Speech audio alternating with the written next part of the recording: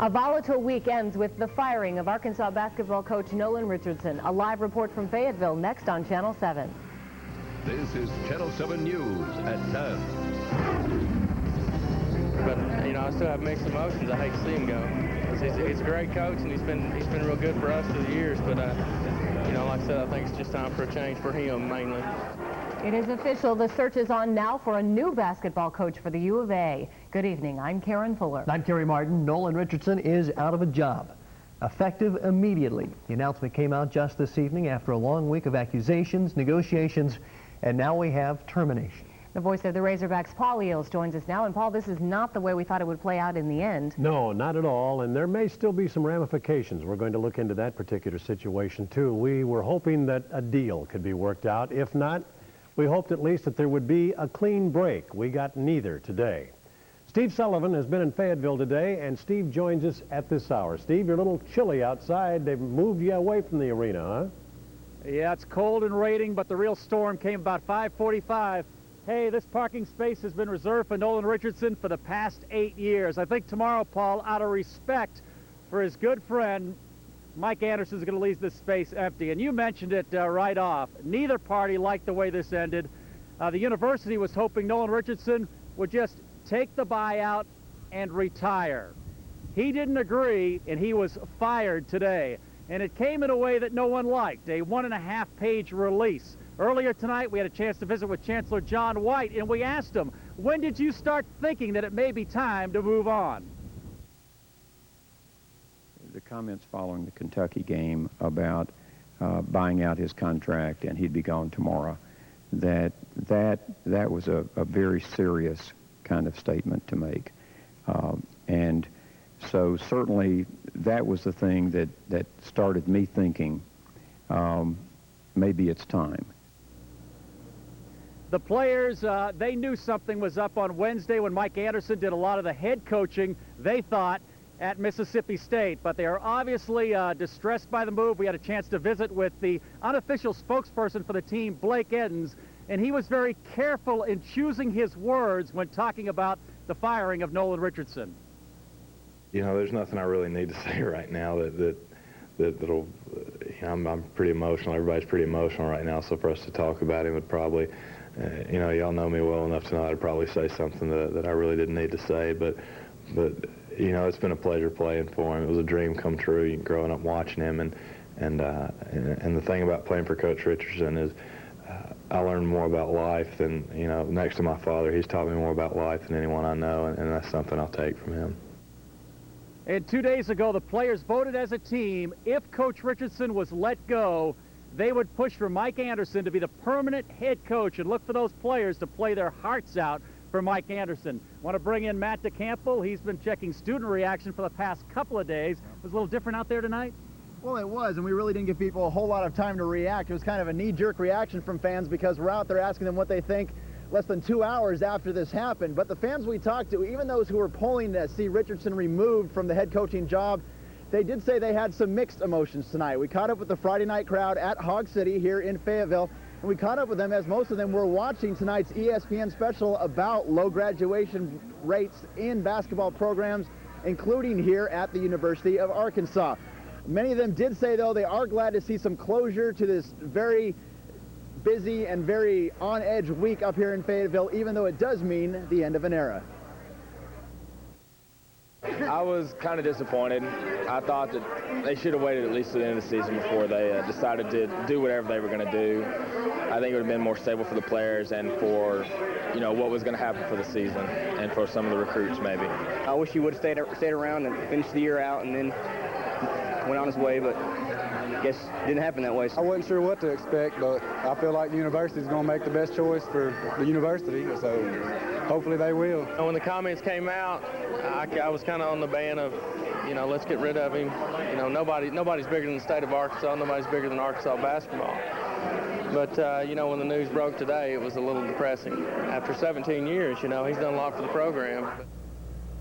And out of all these fans we talked to, Sully, no one really said they felt that the program had a dire future coming out of this. They think that Arkansas basketball will recover and will, flourish again. Talking about Nolan Richardson's future, the terms of the buyout Unless he gets a new job, it's $500,000 a year for 6 years, $3 million a total. Now back to Paul Eels. I know it's a very tough night for you, Paul, one of Nolan's closest friends, and I know you particularly did not want to see it end this way. Not this way, and didn't want to see it end at all, Steve, in all actuality, but we'll look forward to seeing you again in the regular sports when we go back to Fayetteville with you and join you again at that time.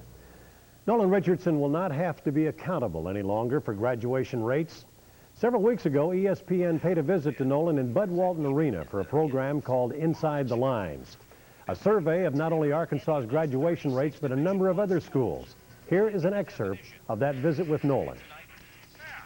When you're talking about the black African-American kid who comes off to college, the number one thing in their mind is the NBA. And because of the window of opportunity being so small, they choose not to graduate simply because they want to have that opportunity. Many Hog fans, meanwhile, were watching tonight's ESPN report, especially after the announcement of Nolan's firing. Channel 7's Melissa Parks found some of them out at the West End Bar and Grill in West Little Rock, and she joins us now with more. Melissa, how are they reacting at this time? Well, Paul, every screen in this place is tuned into either ESPN or Channel 7 News for the latest on Nolan Richardson. Now, there's mixed feelings here tonight, but one thing's for sure, everyone has an opinion.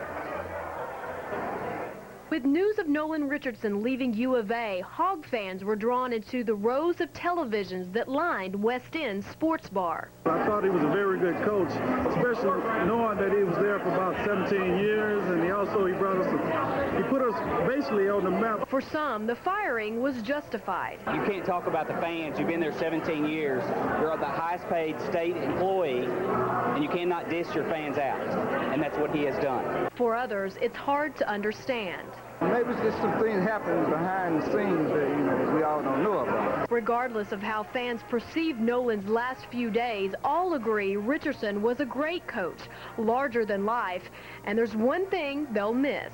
40 minutes of hell for the intensity, you know what I'm saying, the intensity. Of course, the boots, all that. I think we'll miss mostly the 40 minutes of hell basketball. And regardless of how these fans feel, they say they wish Nolan the best, Paul. All right, Melissa, thank you very much. We'll have more on today's activity and the situation from Fayetteville. We'll rejoin Steve and look at high school basketball stars in sports. See you then, Paul. Okay. Thank you. A husband and wife are now charged with killing their child and leaving the body in an abandoned camper. 27-year-old Jason Han and his 22-year-old wife, Chrissy, are charged with killing their young daughter. Her body was discovered in a camper last month. Investigators say they have no idea where the couple may be headed or what they're currently driving. But they say the pair never stays in one place for an extended period of time. The couple is also expected to be charged with unlawful flight to avoid prosecution. An Oklahoma rape suspect apparently has no connection to a murdered Arkansas woman. 24-year-old Kevin Lee Castle was initially a suspect in the 1996 murder of Julie Buskin of Benton. Castle was arrested and charged with raping a 17-year-old Oklahoma woman, and police thought he could have been involved in Buskin's killing. Julie Buskin had just graduated from the University of Oklahoma. She was preparing to move back home when she disappeared and was later found dead. Futurecast is showing snow is a possibility for parts of the state this weekend. Ned has details coming up. And Arkansas is set to play a key role in the next political election. We'll preview one of the biggest races in the country a little later. Channel 7 News at 10, brought to you by Hospice Home Care, Brandon House Furniture, and by Landers.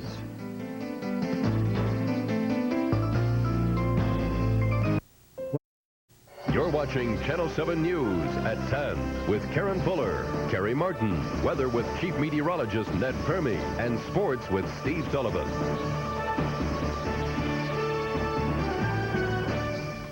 Snow this weekend? It is possible. Yeah, and then some relief on the other side of the weekend, we think. Screaming cold temperatures just north of Arkansas. We have a very sharp cold front that's on the way toward the state right now, and it's going to be moving rapidly into and through the state tomorrow. So, yeah, maybe a little bit of snow. Right now, the best chances for any snow to accumulate will be extreme north western Arkansas. 4 counties under a winter weather advisory for tomorrow morning. Could see maybe an inch or two in that location as the front moves into the state. We're also seeing showers redeveloping to our west with that frontal boundary. Live Doppler 7 radar showing you the rain.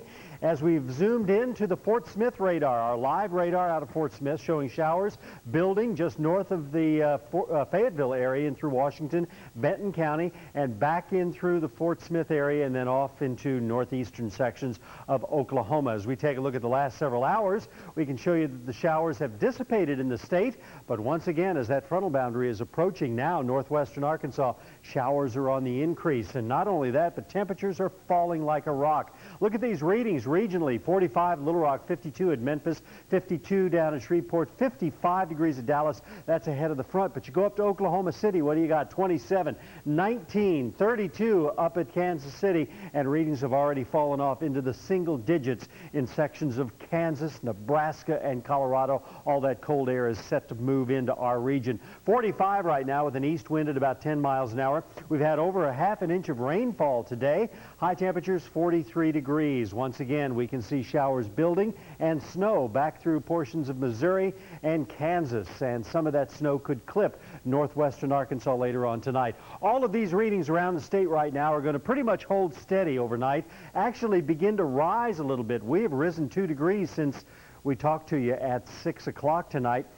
Forecast for tomorrow in northwestern Arkansas, 60% chance of rain late tonight, changing over to some snow early in the morning, and temperatures falling rapidly. 70% chance of rain, maybe changing to a little snow over southwestern Arkansas.